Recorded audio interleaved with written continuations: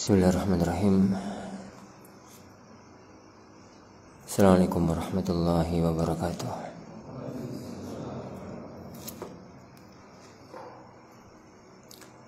Alhamdulillahirabbil alamin. Wassalatu wassalamu ala asyrafil anbiya'i wal mursalin Nabiyyina Muhammadin wa ala alihi wa ashabihi ajma'in. ولا حول ولا قوة إلا بالله رب العالمين. أشهد أن لا إله إلا الله وحده لا شريك له وأشهد أن محمدا عبده ورسوله. اللهم صل وسلم وبارك على نبينا محمد وعلى آله وأصحابه ومن سار على نهجه إلى يوم الدين. أما بعد. Ikhwani wa akhwati, jamaah kaum muslimin, jamaah kaum muslimah yang semoga senantiasa dirahmati dan diberkahi oleh Allah Subhanahu wa taala. Alhamdulillah, di pagi yang berbarokah ini Allah Subhanahu wa taala kembali mempertemukan kita di majelis kita, majelis kitab Al-Arba'un Al-Qalbiyah, 40 hadis seputar masalah hati. 40 hadis seputar masalah hati. InsyaAllah subhanahu wa ta'ala kita masuk ke hadis yang ke-21. Kita baca dulu hadisnya. Beliau mengatakan, An Abdullah ibni Umar, dari Abdullah ibnu Umar, wa Abi Hurairah, dan Abu Hurairah, annahuma sami'a Rasulullah, bahwasanya keduanya mendengar Rasulullah sallallahu alaihi wasallam yaqul, berkata, ala a'wadi mimbarihi, pada mimbarnya. Beliau bersabda, la yantahiyanna aqwamun an wada'ihimul jumu'at. Jadi orang-orang yang suka meninggalkan Jumatan supaya ndang segera berhenti. Berhentilah kalian dari kebiasaan ninggalkan Jumatan. Maksudnya enggak Jumatan. Kalau tidak, la yakhtimannallahu ala qulubihim. Yani kalau tidak, Allah pasti akan ngunci hati-hati mereka. Tsumma la yakunanna minal ghafilin. Kemudian akan menjadi orang-orang yang lalai.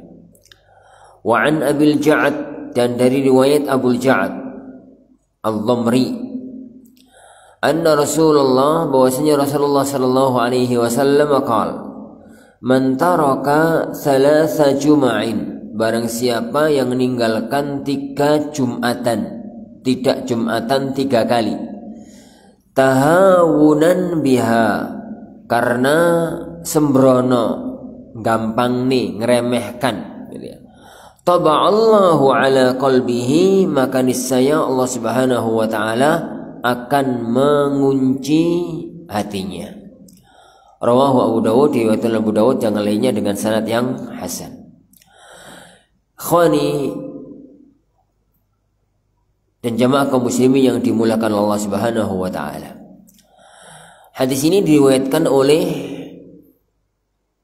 3 orang sahabat, Abdullah bin Umar, Abu Hurairah, dan Amr al-Lamri. Dan ada beberapa sahabat lain yang saya ingat ana. Karena hadis itu jalur periwayatannya kepada kita itu model-model macam-macam.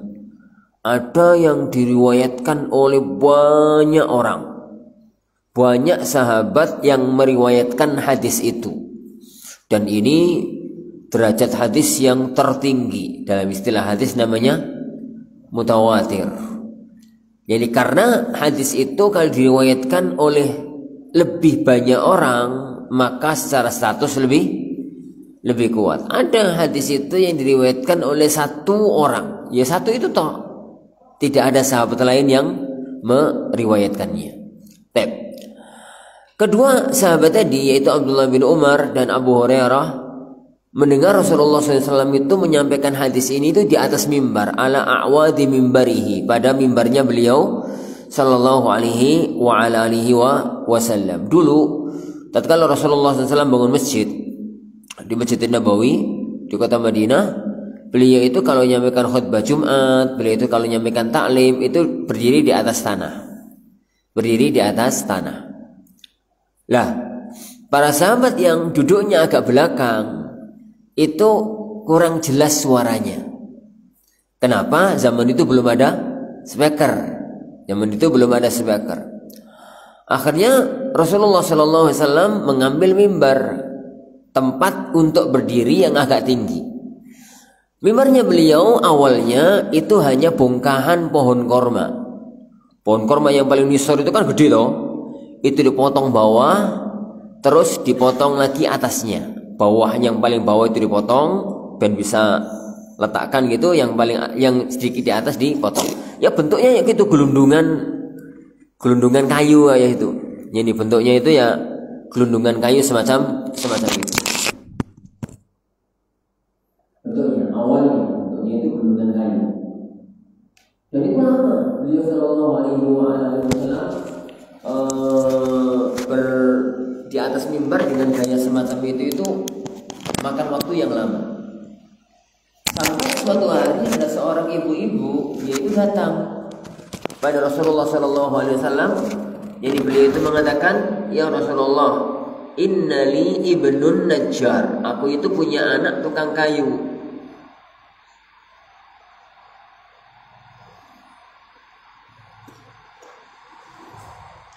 Aku itu punya anak tukang kayu. Bagaimana kalau aku minta anakku untuk membuatkan mimbar untuk jenengan? Padahal Rasulullah sudah punya mimbar. Ibu ini punya inisiatif. Jadi inisiatif membuat mimbar itu bukan dari beliau SAW. Inisiatifnya dari ibu itu. Ibu seorang wanita sahabiah itu punya inisiatif untuk membuatkan mimbar, bukan kayak mimbar yang sekarang. Maka beliau mengatakan, ya sudah silahkan, karena tukang kayu gitu. Akhirnya oleh sahabat yang anaknya ibu-ibu tadi itu membuat mimbar. Rasulullah SAW nggak menentukan gimana modelnya, nggak menentukan gimana bentuknya, nggak menentukan gimana gambarnya gitu. Ini gimana gambarnya, dibuatlah oleh beliau mimbar. Begitu datang, jadi mimbar itu salah derajat. Jadi mimbar itu 3 derajat. Para ulama berselisih makna 3 derajat itu apa. Yang masyhur di kalangan para ulama, ondakannya itu anak tangganya itu 1, 2, terus tempat duduk. Berarti 1, 2, terus 3. Itu tafsir yang kondang di kalangan para ulama. Sebagian ulama mengatakan yang lain, 3 itu maksudnya anak tangganya. 1, 2, 3, terus tempat duduk. Jadi 1, 2, 3, terus tempat duduk. Ini berarti 4. Ya. Itu tafsir yang ada. Tapi yang kondang di kalangan ulama, pendapat kebanyakan para ulama, mimbar itu 1, 2, terus 3 itu tempat duduk. Begitu mimbar itu dibawa ke Masjid Nabawi, Rasulullah SAW meninggalkan mimbar yang lama. Jadi beliau meninggalkan mimbar yang lama. Begitu Rasulullah pindah ke mimbar yang baru, meninggalkan mimbar yang lama, terdengar suara tangisan dari bongkahan pohon kurma tadi. Jadi terdengar suara tangisan dari bongkahan pohon kurma tadi. Ini terdengar suara tangisan dari bongkahan pohon kurma tadi. Kemudian Rasulullah SAW turun dari mimbar barunya, kemudian meluk pohon kurma itu sampai berhenti. Kemudian beliau mengatakan, seandainya tadi gak aku peluk, maka pohon kurma atau mimbar lama ini akan tetap nangis sampai hari kiamat. Faedah sebelum kita bahas di sini para jemaah.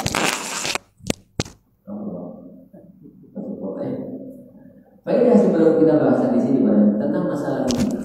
Jadi anak katakan tadi, adanya mimbar pertama kali itu karena kebutuhan, ya, karena butuh. Mimbar Masjid Nabawi asal usulnya itu karena butuh, dan itu pun usulan dari para sahabat. Tatkala Rasulullah duduk begini, yang belakang kurang dengar, kurang jelas, kurang serak, kita akhirnya mengusulkan pakai mimbar. Itu yang pertama. Kesimpulan yang kedua, mimbar Rasulullah pertama kali itu bentuknya pokoknya beliau agak tinggi gitu, yaitu bongkahan pohon korma, ini sore dipotong, terus agak tinggi begitu dipotong, sekedar beliau bisa berdiri di atasnya. Yang ketiga, yang membuat inisiatif untuk bentuk mimbar yang baru itu bukan dari beliau, tapi dari sahabat wanita, ibu-ibu yang mempunyai anak tukang kayu. Yang ketiga, yang keempat, bentuk mimbar yang baru, bentuk mimbar Masjid Nabawi, jadi mimbarnya Rasulullah SAW dengan bentuk yang saya katakan tadi, itu murni pikiran sahabat tukang kayu. Karena Rasulullah SAW nggak pernah nunjukkan mimbar itu bentuknya harus begini. Kemudian terakhir kesimpulannya adalah mimbarnya Rasulullah itu dalam banyak hadis itu sifatnya salah darajat, 3 tingkat, gitu ya. Para ulama berselisih memahami 3 tingkat itu apa. Yang paling kondang 3 tingkat itu dari lantai ya, 1, 2, terus tempat duduk. Sebagian ilmu mengatakan 1, 2, 3, terus baru tempat duduk. Apa yang kita simpulkan bersama sekalian? Yang kita simpulkan, dan memang terjadi perselisihan di sini di kalangan ulama, tapi beberapa yang dipilih dalam masalah ini, bahwa desain dan aksesoris masjid itu ijtihadiyah. Desain dan aksesoris masjid itu ijtihadiyah. Ijtihadiyah maksudnya itu ya bisa berubah sesuai dengan perubahan kondisi dan kemaslahatan kondisi yang ada. Ya memang berbicara mengenai masalah masjid para jemaah sekalian, berbicara mengenai masalah masjidnya, itu ada perselisihan di kalangan ulama. Bentuk dan model masjid itu apakah tauqifiyah? Tauqifiyah itu harus plek kayak yang dilakukan oleh beliau. Nek berubah dari gaya masjidnya beliau, maksudnya bid'ah. Jadi sebagian kecil para ulama yang mengatakan itu. Mayoritas para ulama mengatakan desain masjid itu ijtihadiyah. Ijtihadiyah yo terserah. Jadi butuhe terserah desain bangunan kondisi negeri masing-masing, kondisi negara jadi masing-masing. Sebenarnya dan ini pendapat mayoritas para ulama. Jadi pendapat mayoritas para ulama yang ada. Berbeda antara satu negeri dengan negeri yang lainnya. Contoh, Masjid Nabawi di zaman Rasulullah SAW bentuknya kayak apa? Masjid Nabawi di zaman beliau SAW. Kota, jadi kota, mihrabnya mimbarnya menghadap ke selatan. Yo, Madinah sama Mekah itu dari Madinah ke Mekah menuju ke selatan. Jadi mengarah ke selatan. Kota begitu bentuknya itu, kota. Yang bagian depan itu ditutupi sama pelepah-pelepah korma. Jadi sama pelepah korma bagian agak belakang itu nggak ada penutupnya. Terus zaman masjidnya zaman Rasulullah SAW itu ono gawangi, tapi nggak ada pintu. Jadi nggak ada pintu. Bagian depan kayak umumnya bangunan pada waktu itu ada sakaf, ada loteng. Nah, loteng itu yang dipakai untuk azan. Jadi kalau mau azan itu dari lantai bawah itu naik, terus kemudian azan di atas. Karena itu orang speaker, belum ada speaker. Ya orang tempat wudhu, yo belum ada tempat wudhu zaman Rasulullah Sallallahu Alaihi Wasallam. Jadi wa alaihi wasallam. Dan di zaman Rasulullah Sallallahu Alaihi Wasallam belum ada mihrab. Jadi dari rumah beliau, rumah Aisyah, itu beliau meletakkan mimbar pas di tengah masjid, dan antar rumah sampai mimbar itulah yang beliau katakan baina baiti wa mimbari rawdatun min riyadil jannah. Dengan pemahaman pendapat yang pertama, berarti model masjid itu kudu koyo ngono. Kalau menyelisih model itu bid'ah. Maka akhirnya kan muncul pendapat menara bid'ah, kubah bid'ah, mihrab apa? Bid'ah. Benar? Kenapa? Karena memang pendapatnya dibangun di atas satu hukum, bangunan masjid itu tauqifiyah. Jadi sesuatu yang paten harus kayak model masjidnya beliau sallallahu alaihi wasallam. Tapi dalam mazhab mayoritas para ulama,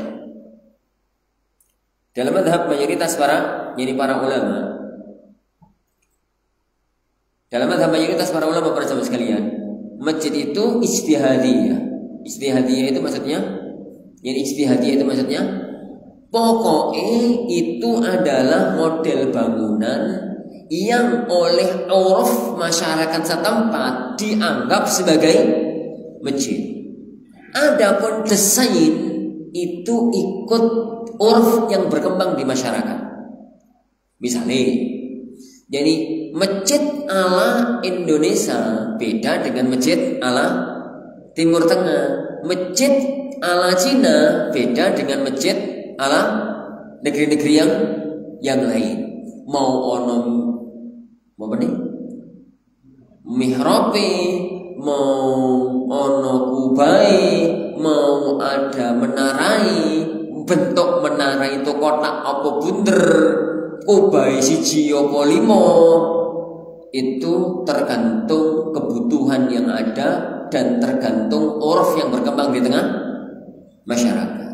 Karena sebenarnya desain masjid dengan bentuk kubah sendiri itu bukan desain arsitek Arab. Sebenarnya bangunan berkubah itu bangunan kuno, milik Romawi. Desain itu milik Romawi kemudian diwarisi oleh Bizantium. Makanya Hagia Sophia yang ada di Turki, Istanbul, itu dulu kan jadi istana kerajaan siapa? Bizantium. Istana kerajaan Bizantium, Konstantinopel, yang dikuasai oleh siapa? Jadi Sultan Muhammad, yang kemudian setelah menguasai Konstantinopel, beliau diberi gelar Al-Fatih. Namanya berubah menjadi Muhammad Al-Fatih. Tatkala itu Turki Utsmani sampai menguasai Jaziratul Arab, sampai menguasai Timur Tengah, sampai menguasai Haramain. Lah, di tangan mereka lah bangunan kubah itu masuk ke Mekah Al-Mukarramah. Jadi ke Mekah Al-Mukarramah kemudian menyebar ke berbagai penjuru dunia. Alhamdulillah. Apa kaitannya dengan mimbar?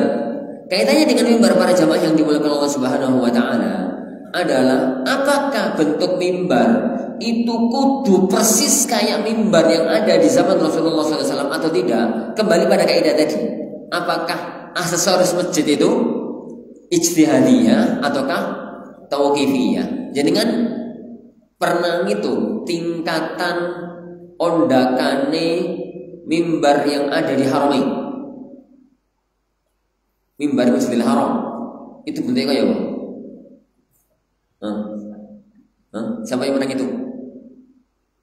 Ana yakin itu kalau di atas 5 lebih itu ondakannya. Wong dari jauh itu kelihatan khotibnya tinggi kok. Kalau cuma 2 atau 3 tingkat itu mustahil. Itu mestinya agak tinggi.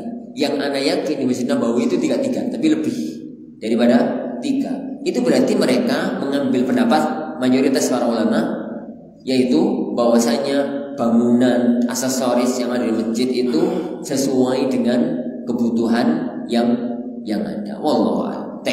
Itu cerita tentang masalah mimbar. Jadi cerita tentang masalah mimbar yang ada di zaman Rasulullah sallallahu alaihi wasallam. Kemudian beliau sallallahu alaihi wasallam mengatakan, jadi orang-orang yang biasa meninggalkan sholat Jumatan itu ndang lereno, berhentilah meninggalkan lima Jumatan. Kalau tidak, jangan salahkan siapa-siapa kalau Allah Subhanahu wa taala itu akan mengunci hatinya. Para jamaah Allah taala, pertama kajian fikih dulu. Fikih dari hadis ini menunjukkan bahwasanya Jumatan itu wajib, dan itu ijma.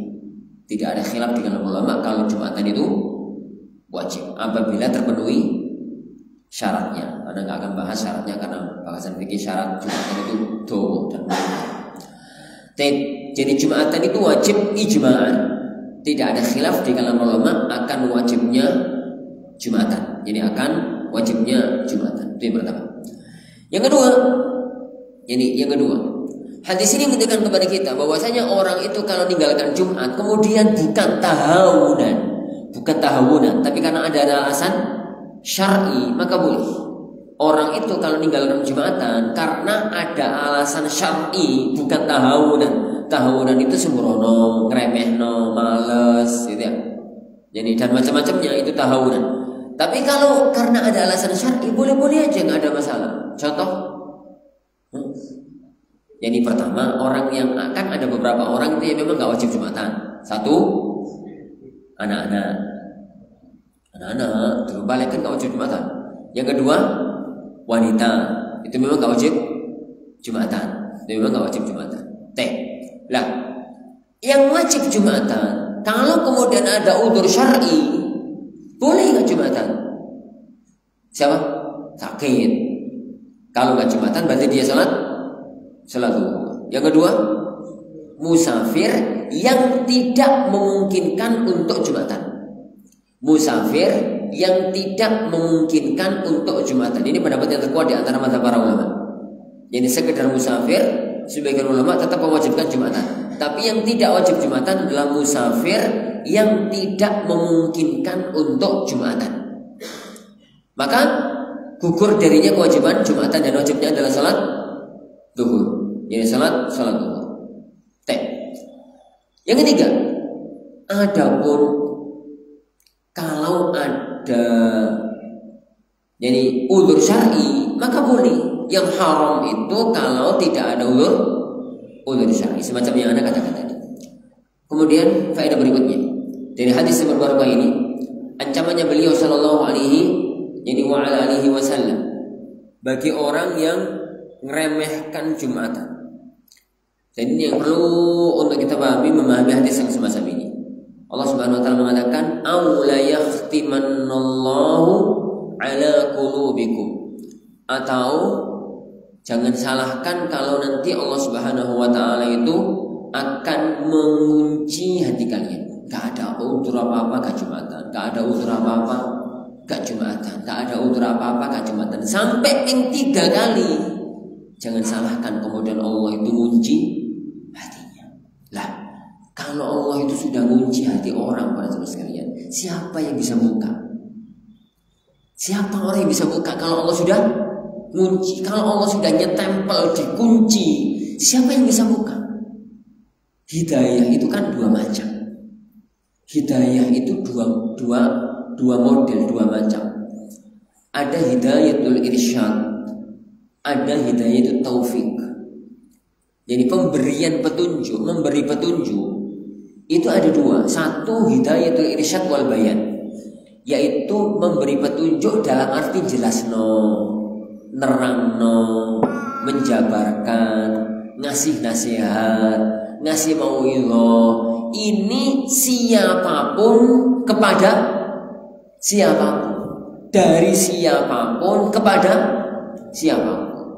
Semua orang bisa ngasih nasihat. Bapak nih anaknya, jadi tonggo ning tonggoi, konco ning koncoi, gitu. Jadi ustad ning muriti, murid ning ustadi. Itu sangat mungkin namanya juga ngasih nasihat, memberi nasihat. Memberi nasihat, mauidhah itu bisa dari siapapun untuk siapapun, bisa dari siapapun kepada siapapun. Itu pertama. Tapi nasihat itu bisa nggak masuk ke dalam orang yang dinasihati, itu milik Allah Subhanahu wa taala semata. Siapapun yang ngasih nasihat, siapapun yang diberi nasihat, apakah nasihat itu punya efek sadar atau tidak, itu murni kehendak dan pilihan Allah Subhanahu wa ta'ala. Sampai pun Rasulullah SAW itu tidak mampu melakukan itu kepada orang yang paling beliau cintai, pamandanya Abu Thalib. Sampai pun orang sekelas Ibrahim alaihissalatu wassalam tidak mampu melakukan itu kepada orang yang paling beliau cintai. Siapa? Bapaknya. Makanya tatkala Rasulullah Shallallahu Alaihi Wasallam pamannya meninggal dunia dalam kondisi kafir, pamannya meninggal dunia dalam kondisi kafir.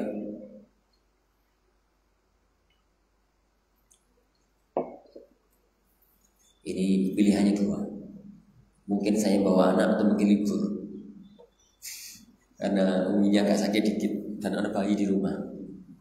Di rumah ada bayi, uminya sakit, tak bisa pikir kemarin itu budal orang. Kak budal wis 2 kali kak budal. Ini. Bismillah. Ini bismillah kemana? Kalau ini di Al-Qur'an biasa sering kan begini. Ngomong apa mau? Ya. Jadi untuk urusan memberi hidayah, saya katakan tadi dari siapapun untuk siapapun. Tapi apakah hidayah itu bisa masuk, diterima, berefek, punya manfaat untuk yang diberi hidayah? Itu urusan Allah Subhanahu wa taala. Yang pertama itu namanya hidayatul irsyad wal bayan. Itu semua orang memilikinya. Maka Rasulullah sallallahu alaihi wasallam, wa innaka latahdi ila siratim mustaqim. Kamu wahai Muhammad bisa memberi petunjuk orang ke jalan yang lurus.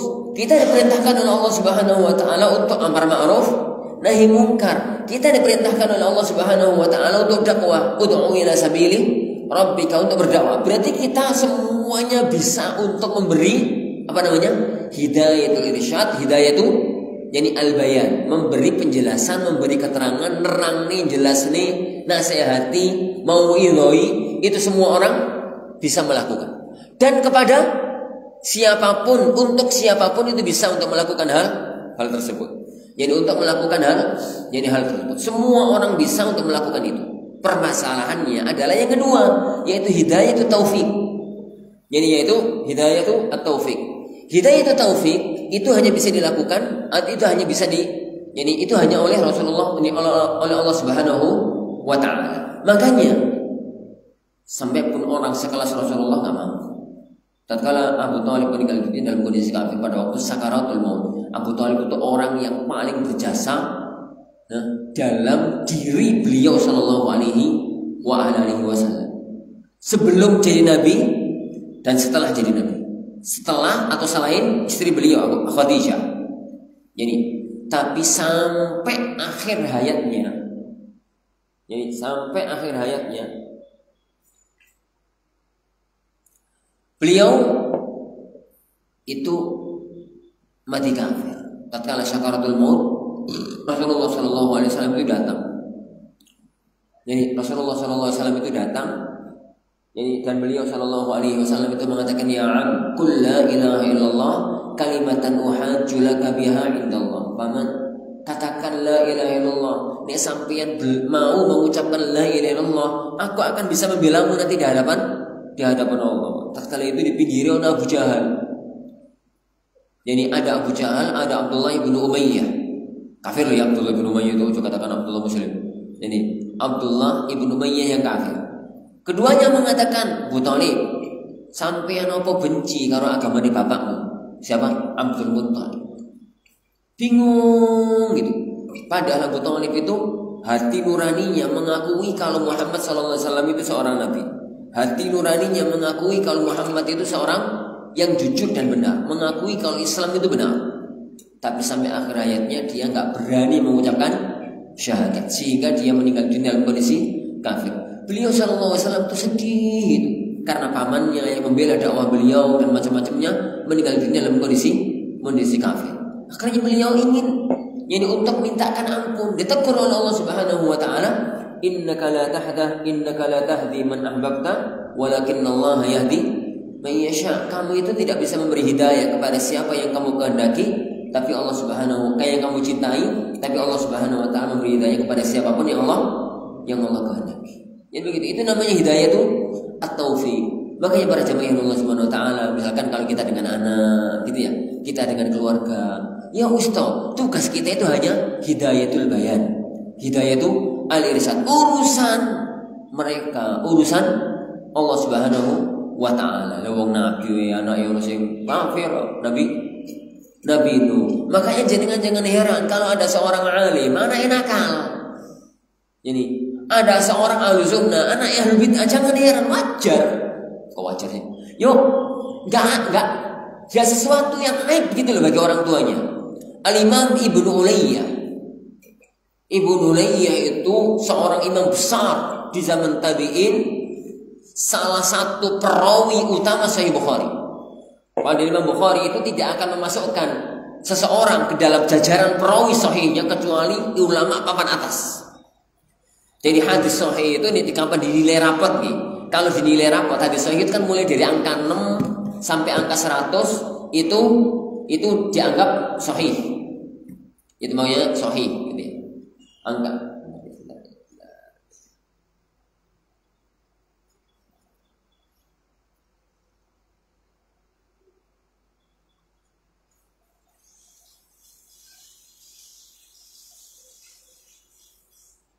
mulai dari angka 6 sampai angka 100 itu dianggap sahih. Tapi dari nilainya 60 sahih, nilainya 70 sahih, 80 sahih, 90. Imam Bukhari tidak pernah mengambil rawi. Imam Bukhari tidak pernah mengambil rawi kalau nilainya tidak 90 ke atas. 80 sahih menurut beliau, tapi tidak masukkan dalam kitab sahihnya. Al-Imam Ibnu Ulayyah salah satu di antara imam utama ahli sunnah. Salah satu di antara imam, yakni imam utama ahli sunnah. Beliau itu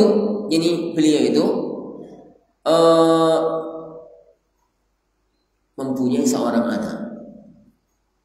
anak, ya, anaknya itu tokoh Jahmiyah.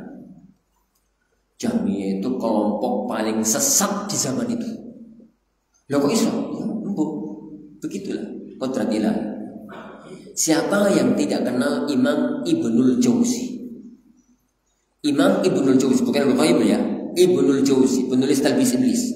Imam Ibnul Jauzi. Imam Ibnul Jauzi itu masya Allah dai sejuta umat. Kalau bahasa kita sekarang. Jadi kalau beliau kajian itu kaji masjid itu penuh. Dan beliau itu kalau bicara tentang tazkiyatun nufus itu mantap. Wong itu disuruh nangis, ngomong guyu. Jadi kata beliau, sudah banyak ribuan orang yang mendapatkan hidayah di tangan. Ribuan orang yang masuk Islam di tangan. Maka dia di dalam kitabnya Sayyidul Hadir dia mengatakan, ya Allah,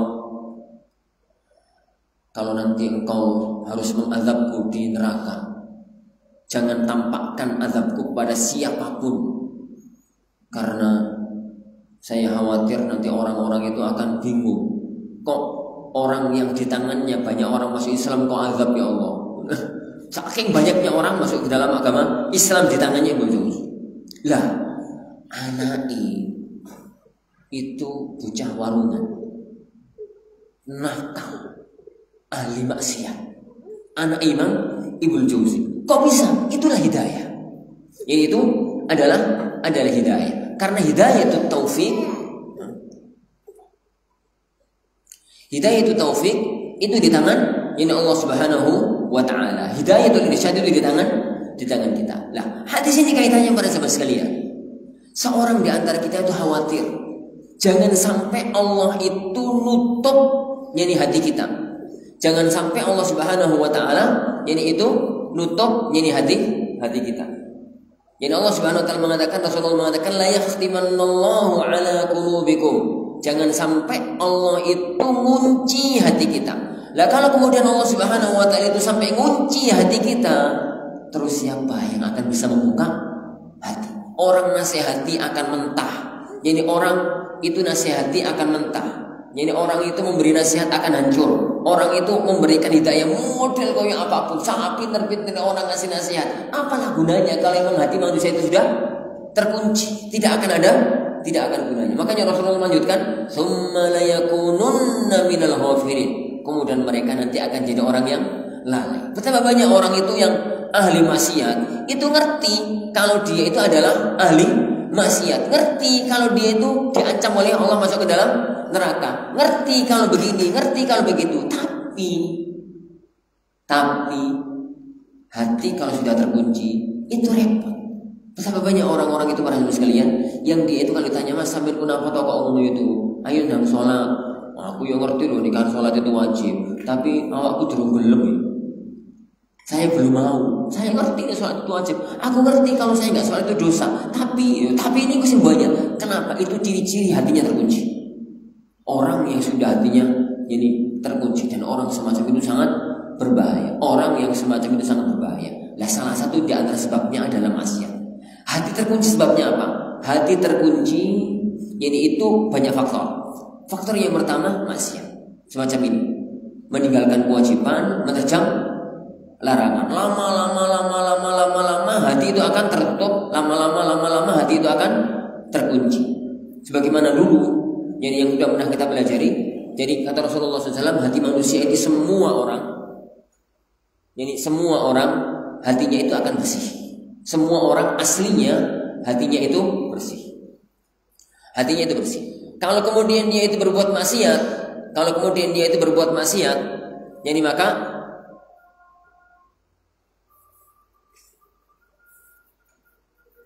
kalau dia itu berbuat maksiat, maka akan ada titik hitam di hatinya. Berbuat maksiat lagi titik hitam, berbuat maksiat lagi titik hitam, berbuat maksiat lagi titik hitam. Lama begitu tidak diistighfari, tidak ditobati, maka hatinya akan tertutup warna hitam. Lah kalau hatinya sudah tertutup warna hitam, itu hati yang sudah. Insyaallah beberapa hadis lagi kita baca mengenai masalah itu. Nah, para jamaah yang dimiliki Allah Subhanahu wa taala. Kita baca hadis berikutnya yang berkaitan dengan masalah ini. Mirip-mirip dengan hadis ini. An Abi Mas'ud Al-Ansari, dari Abu Mas'ud Al-Ansari. Kana Rasulullah adalah Rasulullah sallallahu alaihi wasallam yamsahu manakibana fis salat. Beliau menyentuh pundak-pundak kami dalam salat. Wa yaqul, sambil beliau mengatakan istaw, yani luruskan. Wala takhtalifu, jangan kalian itu bercerai-berai. Fatakhtalifa qulubukum, nanti hati kalian akan juga bercerai-berai. Liyaliyani minkum ulul ahlami wan nuha, hendaknya orang yang berada dekat denganku itu orang-orang yang alim, yang memiliki ilmu. Tsumma alladhina yalunahum, kemudian setelah mereka. Tsumma alladhina yalunahum, kemudian setelah mereka. Qala Abu Mas'ud, berkata Abu Mas'ud, fa antumul yawm, kalian hari ini asyaddu ikhtilafan, sering banyak terjadi perselisihan. Wa fi riwayah la tusawwunna sufufakum, Allah Subhanahu wa taala, jadi kalian mau meluruskan saf-saf kalian, aw la yukhalifannallahu baina wujuhikum, atau Allah Subhanahu wa taala itu akan membuat berselisih, yani hati-hati kalian. Para jamaah Allah taala, hadis ini ada dua sisi. Yang pertama sisi fikih, yang kedua sisi masalah hati. Dari sisi kajian fikih, hadis ini berkaitan dengan masalah apa? Dengan masalah meluruskan shaf, meluruskan dan merapatkan shaf. Kalau kita perhatikan semua hadis yang berkaitan dengan masalah shaf, semua hadis yang berkaitan dengan jadi masalah shaf, maka kita dapati perintah meluruskan dan merapatkan shaf itu tiga. Satu, lurus. Dua, rapat. Yang ketiga, ngisi yang kosong.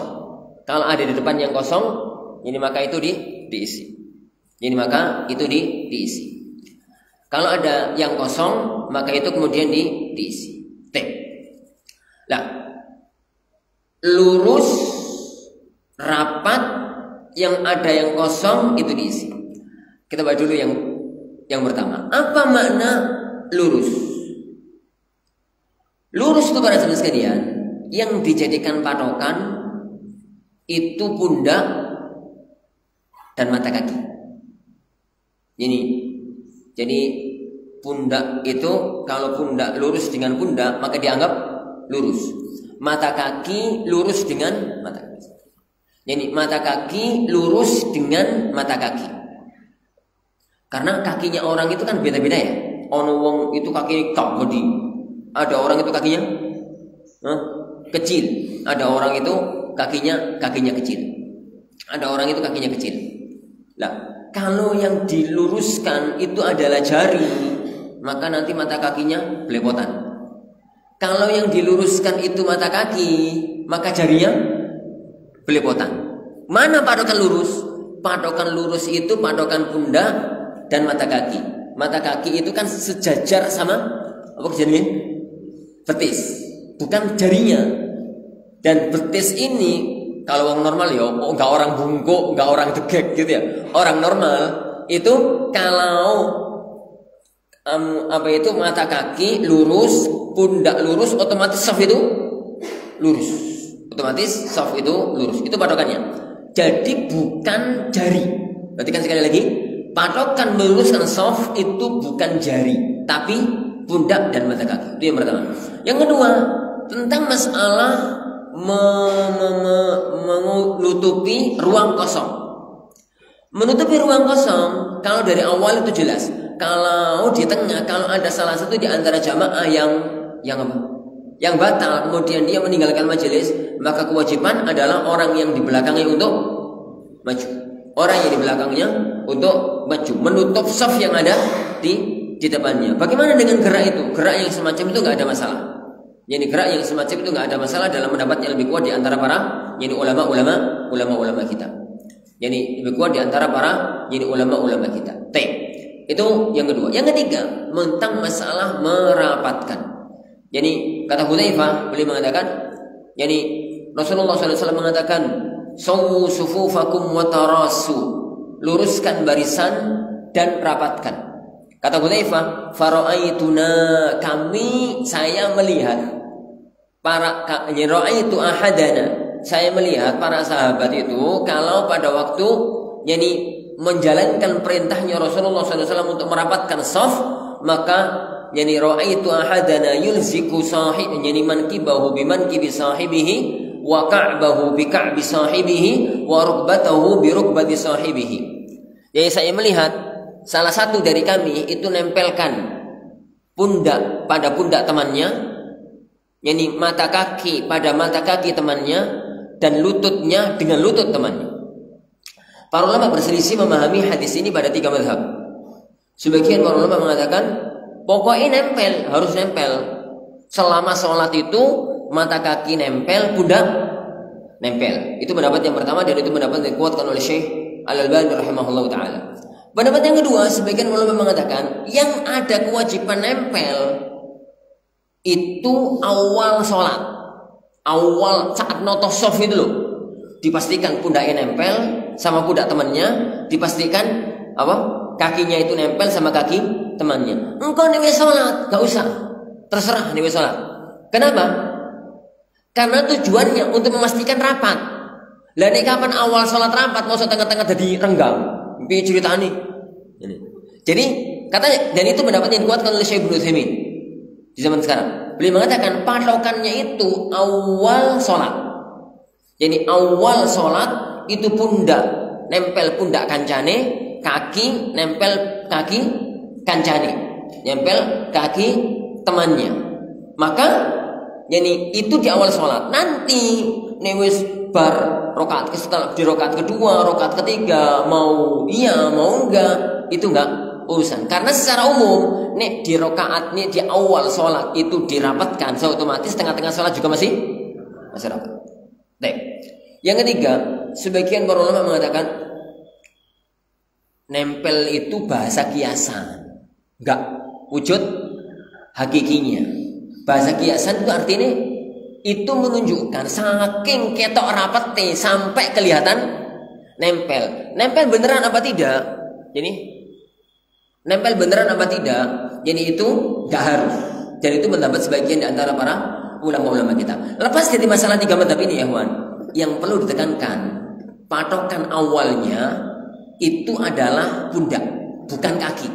Kenapa? Pundak itu nggak bisa melebar, nggak bisa ngecil. Tapi kaki bisa melebar, bisa mengecil. Jadi kesalahan yang ada dalam praktek hadis ini adalah kaki ini nempel, pundaknya longgar. Jadi kaki ini terbawa kayak gini, pundaknya renggang. Itu praktek yang Anda nggak tahu asal-usulnya dari mana. Jadi karena hadis itu lafadznya itu man kibahu bi man kibi sahibahu wa ka'bahu bi ka'bi sahibihi. Lah, yang nggak bisa melebar menutup itu pundak. Jadi patokannya itu adalah pundak. Pundaknya mepet, rapat di pundak, kaki otomatis ikut. Jangan sampai memaksakan diri kakinya lebar ngono. Iku sholat apa gagah? Ini. Tapi pundaknya enggak. Jadi pundaknya itu tidak. Jadi mepet, benar-benar mepet. Kalau pundaknya mepet, otomatis kaki itu rapat. Otomatis, secara jadi otomatis kaki itu, jadi kaki yang rapat. Wallahu a'lam. Itu cara fikihnya. Itu cara yang kajian fikih. Lah, salah satu di antara fungsi yang disebutkan oleh Rasulullah SAW dalam syariat yang agung ini adalah amal zahir itu akan berpengaruh kepada amal batin. Amal zahir yaitu lurusnya shaf, jadi itu akan berpengaruh kepada amal batin. Apa itu amal batin? Cocoknya hati, lurusnya hati, sepadannya hati, sejajarnya hati. Makanya Rasulullah SAW mengatakan, luruskan shaf. Jangan kalian berselisih shaf itu gitu. Ya orang sing maju, orang sing mundur, orang sing ini, orang sing itu ya. Jangan sampean itu. Jadi kalau shaf itu nggak lurus, akibatnya nanti fatakhtalifa qulubukum. Hati kalian pun akan jadi ikut cerai-berai. Karena zahir itu punya pengaruh kepada batin. Sebagaimana batin punya pengaruh kepada zahir. Batin punya pengaruh kepada zahir, sudah kita bahas dari dulu. Sekarang zahir punya pengaruh kepada batin. Makanya ada larangan tasyabbuh. Tasyabbuh apa? Ikut secara zahir penampilannya orang-orang kafir atau orang-orang fasik. Misalkan ya Juan, kalau ada orang kemana-mana pakai kaos loreng, pakai payung loreng, ngono. Jadi HP itu, casingnya itu digawe loreng. Kira-kira atine itu paling benar jadi tentara kasih tuh. Tapi seweneng kepengen jadi tentara. Hati ini tuh hati tentara. Tapi mbok situ mau enggak? Mungkin dia pensiun, atau mungkin keluarganya keluarga tentara, atau mungkin cita-citanya jadi tentara, tapi gak situ. Karena tidak mungkin diingkari. Penampilan luarnya itu mau nggak mau akan ada masuk dalam hatinya. Lah, ini orang itu kemana-mana pakaiannya santri, ngono ya. Sholat yo rapi, kemana-mana ya pakaiannya bersih, api, yo sering kopian, kemana-mana. Yakin insya Allah orang itu orang baik. Kenapa? Nek wong elek gak kelakon gawe baju koyo ngono. Preman to, terus ngomong gawe baju santri gak kelakon. Hatinya itu nolak dengan pakaian gak seret. Sebagaimana para sahabat sekalian, orang baik-baik suruh berpenampilan kayak preman, guys, hatinya nolak. Haram tau Ustaz? Enggak, tapi hati itu gak bisa nolak, gak bisa menerima. Hati itu tidak bisa untuk menerima. Itu namanya hubungan kuat antara zahir dengan batin. Hubungan kuat zahir dengan batin. Makanya nggak heran ya, Pak. Kalau kemudian orang-orang yang hatinya jelek, itu penampilan luarnya jelek. Orang-orang kalau pada waktu malam tahun baru kumpul ya nggo kopi ya ono sumune. Ya wajar lho wong koncone setan. Kan setan duwe sumu. Duwe tandu pakainya ini, pakainya semacam itu. Wajar. Kenapa? Ya memang hatinya begitu, luarnya semacam itu. Zahir dengan batin itu punya pengaruh yang kuat. Orang ya sholat, ngaku nih khusyuk, tapi fisiknya gerak. Yuk gerak ini, yuk gerak ini, kukur-kukur, yuk ini, yakin toh, ngaku nih palsu. Jadi kata Sufyan Tsauri, tatkala melihat ada orang itu sholat gerak. Kata beliau, lau khasya'a qalbu hadza la khasya'at jawarih. Seandainya hati orang ini khusyuk, mesti fisiknya juga anteng, fisiknya juga khusyuk. Semacam ini semacam itu. Para hadirin azani Allahu yani wa yakum. Jadi salah satu di antara efek orang itu softnya lurus akan berefek kepada hati yang lurus, akan berefek. Dari mana efek itu? Efek hati itu urusan Allah Subhanahu wa taala, bukan kita. Efek hati itu pada sahabat sekalian, itu urusan Allah Subhanahu wa taala. Karena hati itu bukan milik kita. Hati itu milik Allah Subhanahu wa taala. Ini Allah itu apa itu? Kalau Allah itu sudah nutup, siapa yang bisa buka?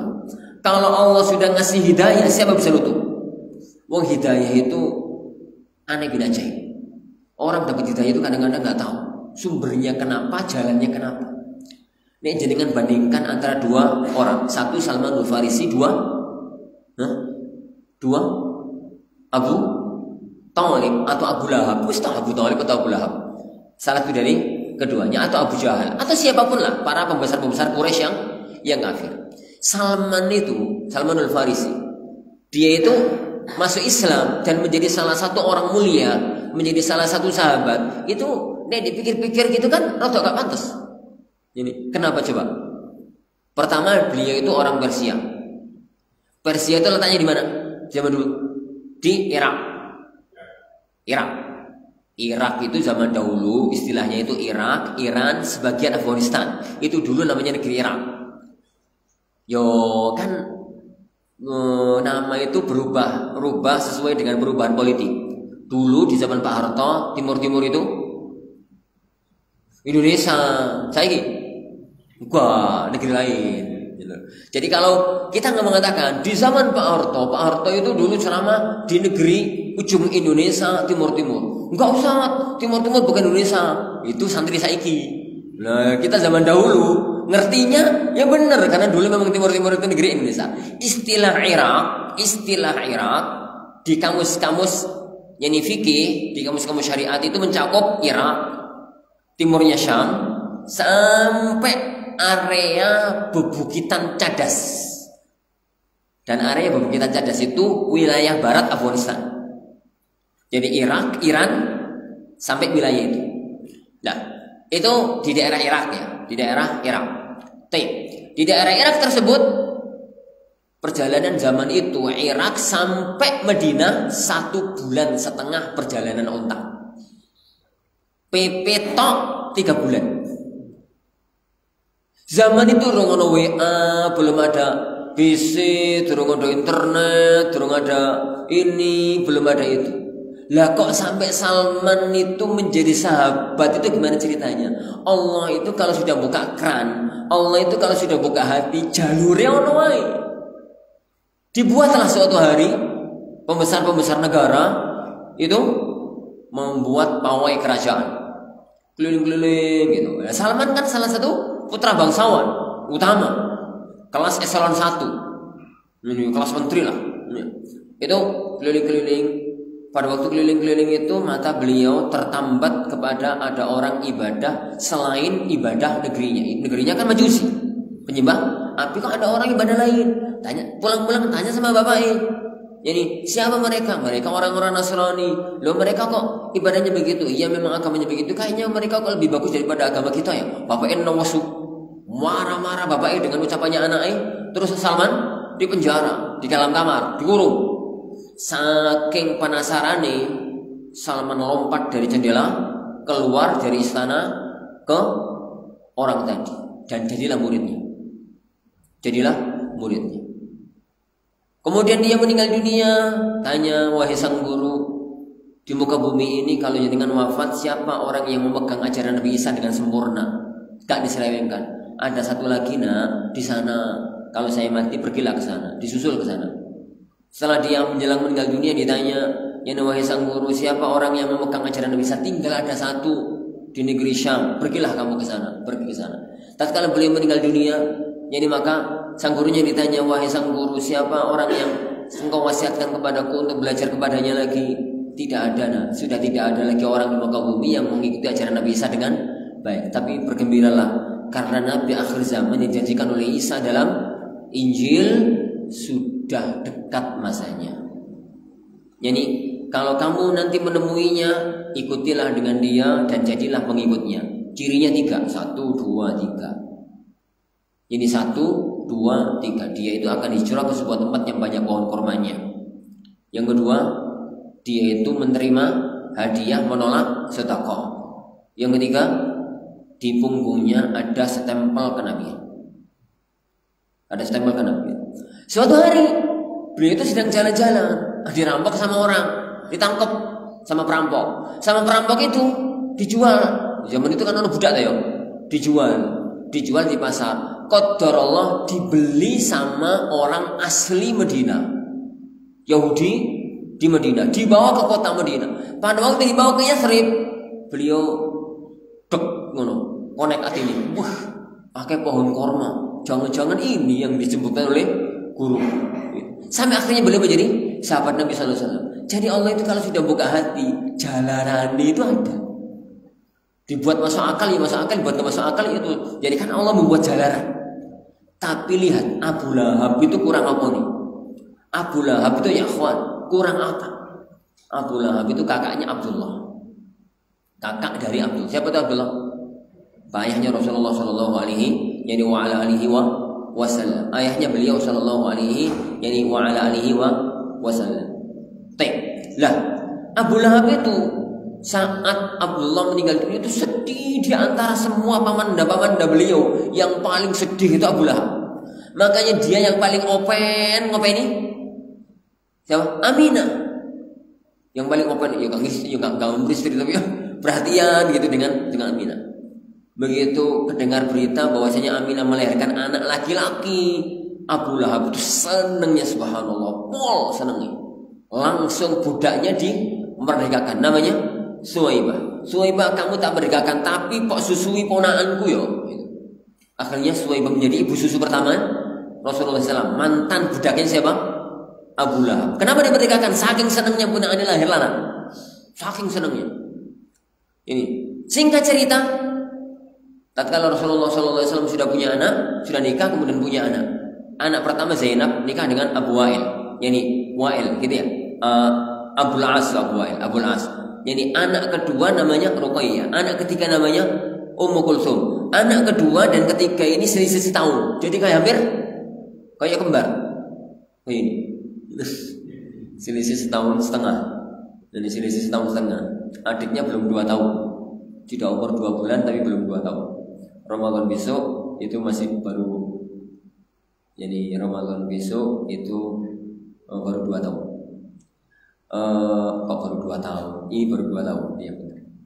Tapi pada zaman Allah Taala ngomong-ngomong. Nah, tatkala itu sudah waktunya nikah, umur belasan gitu sudah waktunya nikah.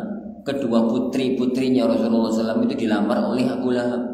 Nyambung hubungan kekerabatan. Karena Abu Lahab tatkala itu punya anak laki-laki yang sudah waktunya nikah, Utbah sama Utaibah.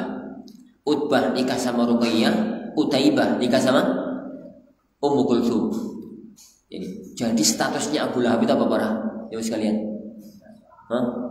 Paman yoyo, besan yoyo. Bukan 1 tapi 2 besannya nih. Lah kok bisa? Rasulullah SAW mengaku jadi nabi, dia nggak percaya. Padahal sebabnya itu remeh, ringan gitu. Tapi Allah itu kalau sudah bikin ketetapan, jalanannya ada aja. Ceritanya kan cuma Rasulullah SAW diperintahkan oleh Allah untuk mengumumkan diri sebagai seorang nabi. Beliau akhirnya ke sofa. Sofa itu kan tempat nongkrongannya orang Mekah. Jadi kalau di sini nggak tahu lah di mana tempat nongkrongnya orang Mekah. Kalau di Sedayu ya alun-alun. Jadi tempat orang-orang kalau sore-sore itu kumpul, tuku jajan, dulu-dulu itu mesti kalau jadi rame. Kalau orang Mekah pada zaman dulu tempat nongkrongnya itu di sofa. Ya tempat ngumpul-ngumpul, ya tempat jadi pulang dari mana jagongan apa gitu di sofa. Rasulullah SAW naik ke atas bukit sofa, kemudian memanggil semua orang Arab, ya masyarakat Quraisy, ya Bani Hashim, ya Bani Muttalib, wahai bani Depan.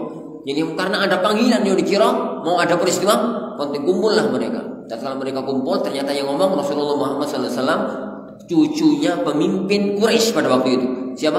Abdul Muttalib kan pimpinan orang Quraisy, pimpinan negeri Arab. Yang ngomong cucunya, ini kira-kira perkara besar.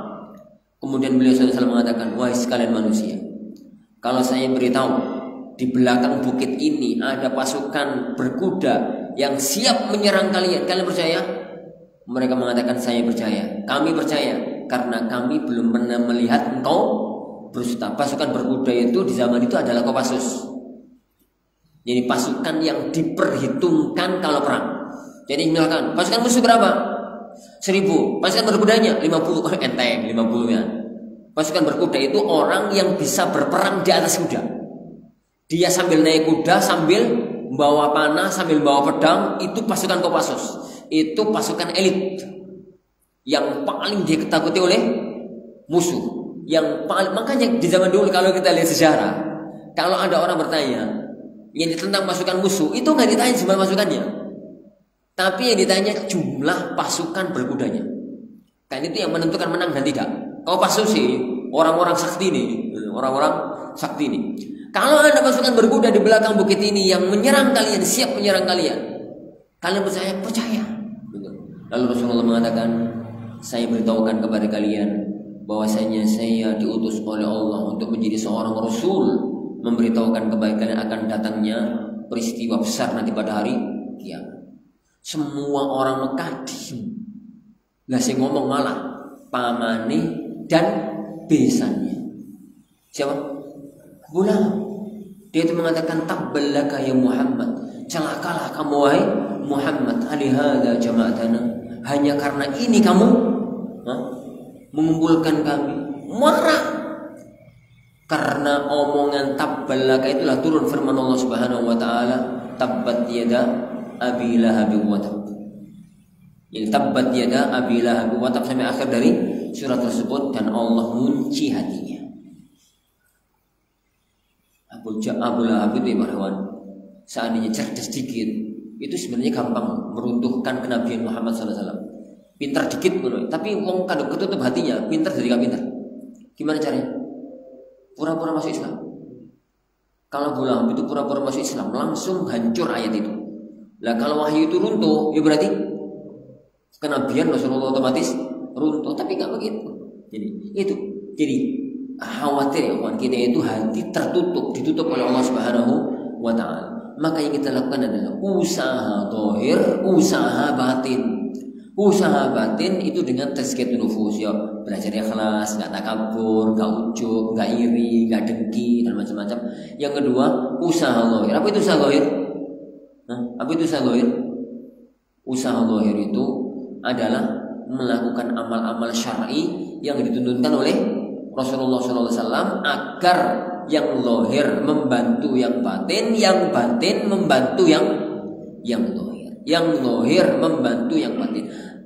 Contohnya amal zahir semacam amal ini, Jumatan yang rajin, jangan sampai tinggalkan Jumatan. Sholat yang lurus, pakaian yang benar. Karena pakaian luar menunjukkan isi hati. Ngomong dijaga, jangan sampai kayak kasus Abu Thalib. Jangan sampai kasus Abu Thalib. Siapa tadi? Abu Lahab. Jadi pergaulan dijaga dan macam-macamnya. Amal-amal zahir itu akan berpengaruh kepada amal batin. Jangan sampai menjadi hati kita tertutup. Dan yang paling kita khawatirkan, kalau hati itu nggak sekedar dikunci oleh Allah, tapi diwalik oleh Allah. Jadi diwalik itu dibalik. Kalkuzi mujahiyah. Hadis yang berikutnya kita baca sekali karena itu satu materi. An Hudzaifah qala sami'tu Rasulullah sallallahu alaihi wasallam bersabda, tu'radul fitanu 'alal qulubi kal hasiri 'udan 'uda. Prahara agama, fitnah. Fitnah dalam bahasa Arab itu prahara agama. Jadi malapetaka, ujian, musibah itu namanya fitnah. Lah ujian agama yang paling bahaya adalah syirik dan kufur. Maksiat itu fitnah. Jadi ada yang dai-dai menyesatkan, itu fitnah. Gampangnya berbuat maksiat itu juga fitnah. Fitnah dalam bahasa Arab ini, fitnah dalam bahasa Arab. Dan ini fitnah dalam bahasa Indonesia artinya apa? Fitnah dalam bahasa Indonesia artinya apa? Adu domba. Ya, benar. Yo ngomongi padahal enggak.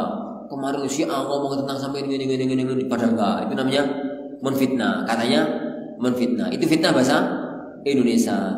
Makanya beda antara fitnah bahasa Arab dengan fitnah bahasa Indonesia. Jangan bawa-bawa fitnah bahasa Indonesia ke fitnah bahasa Arab. Ada orang difitnah dalam bahasa Indonesia.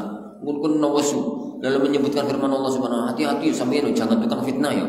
Karena fitnah itu lebih kejam daripada pembunuhan. Al fitnah itu asyaddu minal qatl. Itu gak nyambung, belas gak nyambung. Ini kenapa gak nyambung? Ya fitnah dalam ayat itu adalah fitnah dalam arti kufur. Kekufuran itu lebih berat dibandingkan berperang di bulan haram. Tu'radul fitanu 'alal qulub. Fitnah, prahara agama, kemaksiatan itu dipaparkan masuk ke dalam hati dikit demi sedikit. Kal hasiri udan satu demi satu. Jadi ya kawan, sebagaimana saya katakan tadi, hati manusia ini tercipta dalam kondisi putih bersih, jernih gitu. Makanya orang kalau wafat sebelum balik itu mesti masuk surga. Kenapa? Ya karena belum punya dosa, hatinya masih bersih. Hatinya masih bersih. Lah, kemaksiatan, penyimpangan itu datangnya satu-satu. Gak langsung blek hitam itu gak ada. Dikit demi sedikit. Gambarannya kayak Rasulullah itu kayak orang bikin tikar kal hasiri, kayak tikar udan. Ngerti tikar pada zaman dahulu? Tikar pada zaman dahulu yang dari daun pandan itu loh. Ngerti tahu? Nganyam dari daun pandan itu loh. Lah kalau tikarnya orang Arab dari apa? Dari daun korma itu. Dari daun korma itu dianyam. Yuk di satu langsung 10 yuk malah gak jadi. Satu. Kata Rasulullah. Jadi fitnah itu datangnya juga begitu. Satu. Jadi fa ayyu qalbin usyribaha, hati siapapun yang nerima maksiat itu, ngelakoni maksiat dituruti satu, nukita fihi nuktatun sauda. Setiap satu maksiat akan ada satu noda hitam dalam hatinya. Fa ayyu qalbin ankaraha nukita fihi nuktatun bayda. Yani hati manapun yang mengingkarinya, maka tetap hatinya itu akan putih, bersih gitu ya. Hatta taswira ala qalbain. Akhirnya akan muncul dua hati, satu bermaksiat tobat, satu berusaha untuk ibadah. Akhirnya ada hati itu yang putih. Ala abyadha mislis safa. Ada orang itu hatinya putih, bersih gitu. Yang kedua, ya hati yang putih itu fala tadurruhu fitnatun ma damatis samawati wal ard, enggak akan membahayakan kepadanya ada prahara agama. Mau orang maksiat, mau jadi zamani game online, mau zamani ini, mau zamani itu, orang itu terjaga karena hatinya sudah bersih. Yang kedua, wal akhar aswad murbaddan. Hati yang kedua karena tetesan hitam lama-lama menjadi hitam murbat. Hitam murbat itu hitam pol, nggak ada warna apapun. Kan ada hitam-hitam semu putih, ada hitam-hitam semu merah, ada hitam-hitam agak-agak hijauan, ada hitam-hitam kecoklatan, ada hitam-hitam kebiruan. Ini hitam murbat, hitam yang benar-benar hitam pekat. Rasulullah menggambarkan hati itu kalau sudah hitam pekat semacam itu kalkuzi mujahian. Kus itu ini. Tapi mulai.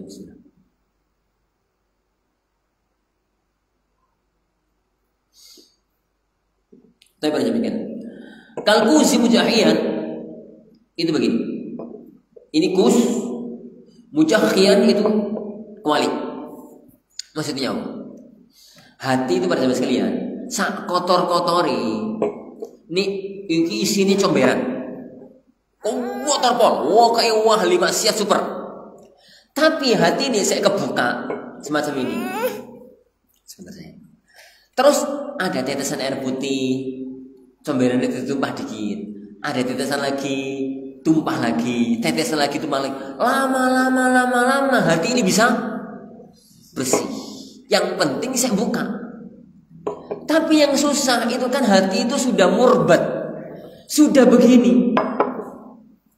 Isinya comberan, tapi sekuali digerojok sama Al-Quran dan As-Sunnah, mental. Wah, ada Al-Quran, ada As-Sunnah, ada pengajian, ada taklim, ada apa, mental tetap hitam, gelap. Kenapa? Sudah kebalik kayak begini. Kata Rasulullah SAW, kalkuzi mujahhian. Dan ini yang paling berbahaya. Hati itu, makanya ini tuh model-model hati itu yang dikunci oleh Allah. Wis koyok kus mujahhian kualik. Makanya gak heran orang kayak Abu Lahab kurang apaan itu? Ini Abu Lahab itu gak masuk Islam, betul gak pantas. Kurang apanya Abu Lahab? Tapi kan hatinya sudah terkunci. Hatinya sudah terkunci semacam ini. Makanya ya, orang-orang semacam itu banyak loh dalam sejarah orang-orang model yang semacam ini. Kata beliau sallallahu alaihi wasallam, la ya'rifu ma'rufan wa la yunkiru munkaran. Orang itu gak kenal ma'ruf, gak kenal mungkar. Illa ma ushriba min hawa, kecuali cocok karo hawa nafsu ni. Maksudnya, nek cocok karo hawa nafsu ni itulah kebaikan, nek gak cocok karo hawa nafsu ni itulah kemungkaran. Dan itu sangat berbahaya. Jangan sampai pada demikian. Orang itu berbuat maksiat itu wajar. Jadi kita itu punya tetesan-tetesan itu ya wajar, tapi jangan cepat-cepat dibuang. Minimalis setidaknya orang itu jangan sampai hatinya itu kualik, ketutup. Dan itu yang sangat kita khawatirkan, sangat kita khawatirkan. Kata Imam Syafi'i rahimahullah, nek kalau sampai mendapati orang-orang kayaknya hatinya ketutup, wis toh gak usah repot-repot, wis gak usah repot-repot. Pok takbirit yang papat. Maksudnya dan sholat jenazah. Dan wis. Jadi dan wis. Biasa ya kawan, orang-orang itu kalau sudah begitu itu pakai jurus pokoknya. Aku itu paling malas kalau orang itu diskusi, akhi gini. Pokoknya hati sampai ketutup ya. Hatiku tapi wis minggat. Lah pokoknya. Jadi betapa banyak orang itu, jadi kalau diajak itu diskusinya, wis pokoknya gak boleh. Kenapa? Pokoknya. Sulit orang semacam itu. Wis urusan dia dengan Allah Subhanahu wa ta'ala. Tugas sudah kita sampaikan. Yang penting ya ikhwan, hati kita, keluarga kita dan orang-orang yang di sekitar kita usahakan, kita berusaha jadi agar mereka itu mampu mendapatkan hidayah dari Allah Subhanahu wa ta'ala. Tapi yang Allah Ta'ala ini beberapa hadis yang berkaitan dengan kondisi hati yang ketutup. Insyaallah Subhanahu wa ta'ala kita lanjutkan pada waktu yang akan datang biidznillah Subhanahu wa ta'ala. Sebelum menutup, ada yang mau disampaikan? Barakallahu fiikum.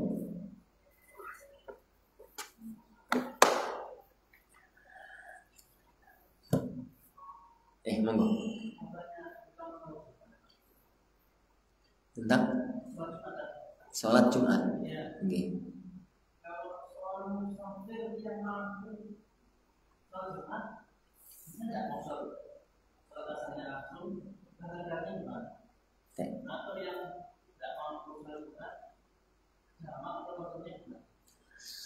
Musafir itu ada dua. Ada musafir yang memang gak memungkinkan Jumatan. Kalau ini para ulama sepakat gak wajib Jumatan. Kalau gambaran ini di zaman Rasulullah sangat gampang.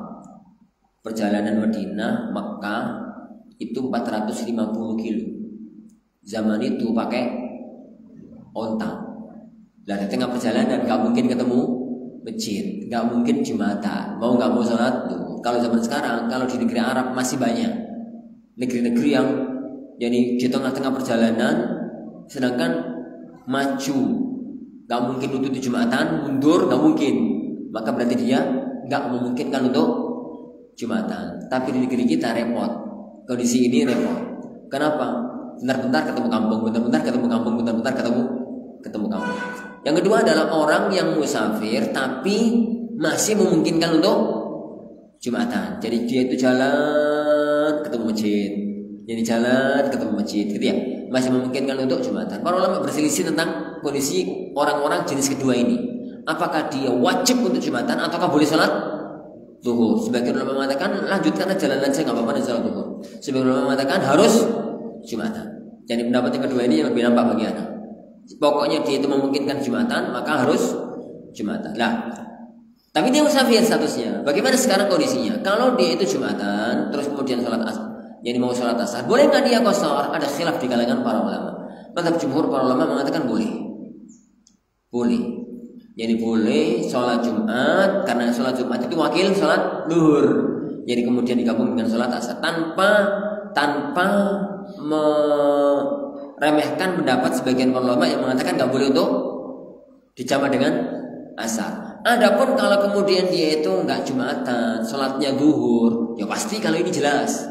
Kalau dia itu nggak Jumatan, kemudian dia sholatnya sholat duhur, maka sholat duhurnya adalah 2 rakaat, terus sholat asar 2 rakaat. Sholat duhur 2 rakaat, sholat asar 2 rakaat. Kenapa? Karena dia sholat tadi duhur, bukan sholat Jumat. Yang ada masalah itu adalah gabung antara sholat Jumat dengan sholat asar, itu yang ada khilaf di kalangan para ulama. Kalau dia Jumatan terus mau jamak qashar dengan sholat asar, itu yang ada masalah. Adapun kalau dia itu sholatnya duhur, maka nggak ada masalah sama sekali untuk digabung dengan sholat asar. Wallahu a'lam. Nah,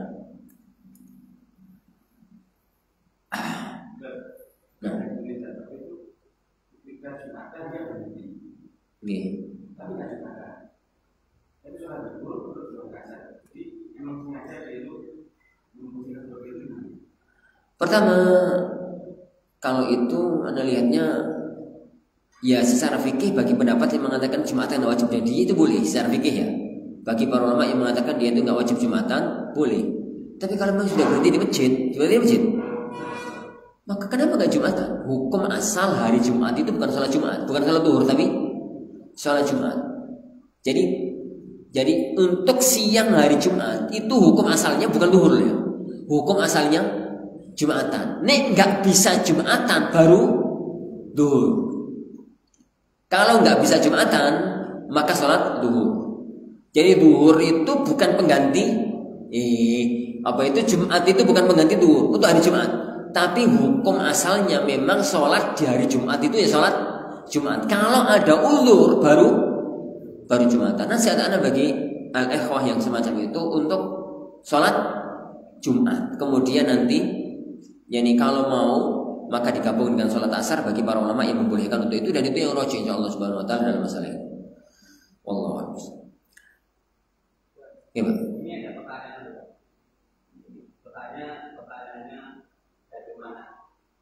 bagaimanakah tanda-tanda orang yang bersih hati? Orang yang bersih hati. Orang yang suci hatinya itu tandanya hati itu kan ada 3. Hati hidup, hati mati, hati sakit. Ini hati mati itu sing ini. Hati sakit itu sing ini tapi isine budak. Di sini ono lumpuri, ono ini itu hati kotor. Hati sakit itu masih ada kemungkinan sembuh. Ya kan saya buka. Hati bersih itu buka di sini bening. Di sini bening gitu. Tanda-tandanya terlihat dari zahir. Kita nggak bisa lahui sih hati orang. Hati itu urusan Allah Subhanahu wa taala. Tapi orang itu nek ngomong api. Jadi lisannya selalu ngomong zikir. Jadi orang itu selalu menjalankan syariat. Orang itu ini, orang itu. Pokoknya orang itu ada perintah Allah jalan, ada larangan Allah berhenti. Kemudian dia selalu ingat kepada Allah Subhanahu wa taala. Kami bedakan saat rami saat sedikit, tanda bahwasanya hatinya itu bersih, tanda toh. Adapun benar bersih apa tidak itu urusannya jadi Allah Subhanahu wa taala. Kita enggak pernah tahu hati seseorang, karena ada orang munafik. Munafik itu zahirnya apik, jerone elek. Tapi para ibu sekalian, orang munafik api-api nyimpen hati yang jelek mesti konangan. Kapan itu konangannya? Kalau pas gak kroso. Jadi tanda orang itu biasa ngomong baik sama tidak itu pas gak kroso.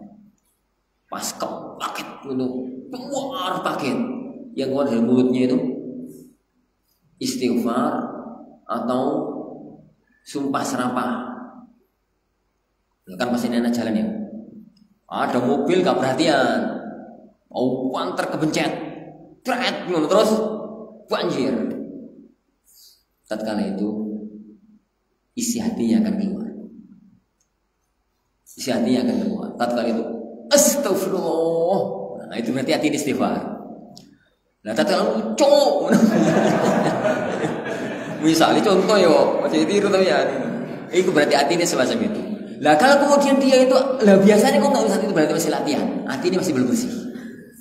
Kondisi-kondisi semacam itu kata para ulama, kata Imam Ibnu Taimiyah rahimahullah taala, orang itu kelihatan baik dan tidaknya ayyamul fitan, tatkala saat-saat ujian kehidupan, diuji dengan miskin, diuji dengan sakit, diuji dengan ini, diuji dengan itu, tegar di atas kebenaran, berarti orang itu bersisa hati ini. Tapi kalau orang itu dalam kondisi normal, orang itu belum bisa ketahuan dalam kondisi normal. Orang nyetir mobil, kapan ketahuan orang itu nyetir bagus apa tidak? Saat kondisi pelik, tanjakan tinggi, mobil lelek, apa itu jalannya, jalannya nggak bagus, macet. Kok kemudian pintar mengendalikan mobil? Nah, jago nih. Tapi ini jalan lempeng, gondok kancane, dewean, mobil bagus, bisa lancar. Sopo ra iso. Ini siapa nggak bisa? Semua orang juga akan bisa nyetir mobil dalam kondisi semacam itu. Jadi di hari-hari fitnah, di hari-hari ujian itulah ketahuan orang itu kapan orang itu hatinya bersih atau tidak. Wallahu a'lam. Tapi insyaallah sebenarnya kita pelajari, insyaallah semoga ada barokah dan manfaatnya. Kita akhiri majelis kita. Subhanallah wa bihamdihi, la ilaha illa anta, astaghfiruka wa atubu ilaik. Sallallahu alaihi wasallam wa baraka Muhammad. Assalamualaikum warahmatullahi wabarakatuh.